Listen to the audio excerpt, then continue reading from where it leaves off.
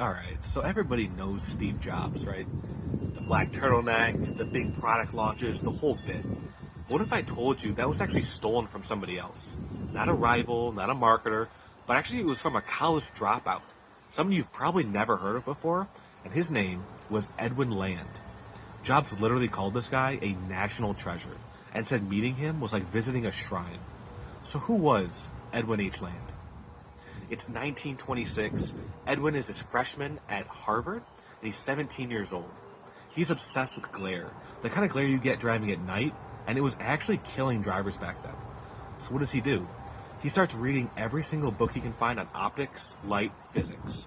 And then he drops out. He moves to New York, where he continues to research every book in the local library. At this point, he's done his research, and now he needs to start running experiments. But Edwin doesn't have any money. So he starts sneaking into the labs of University of Columbia late at night through some open windows to start running his first ever experiments. By his early 20s, Edwin has invented the synthetic polarizer, which is a technology that's basically in every single screen you've ever looked at, including the one you're looking at right now.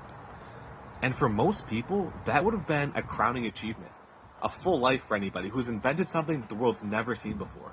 But Edwin's just getting started. Another iconic story comes from a 1943 vacation that Edwin took with his family. And after taking some photos, his daughter asked, why aren't the pictures available right now? And that kicked off an immediate thought in Edwin's mind. Any normal parent might say, listen, honey, you have to just wait. That's how things work right now. But not Edwin. He decides to go for an hour-long walk where within 1 hour, he's able to work out the chemistry, the optics, and the physics of what we consider today instant photography. It's absolutely incredible that this guy was such a inventor, scientist, but also a businessman. 5 years later, the Polaroid camera hit one department store in Boston and sold out that exact same day. Edwin goes on to build the Polaroid company, registers over 530 patents, and developed a brand new theory on how all of us see color. Now, like I said, Edwin wasn't just a brilliant inventor, he was also a great marketer, and this is the kind of thing that Steve Jobs praised him for.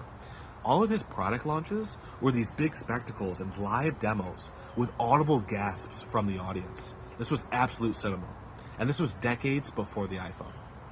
So these things that we credit Steve Jobs to, including the showmanship, the obsession with making science feel like magic, and these really long product lines where people, can't wait to get their hands on your product, that was actually an Edwin Land blueprint.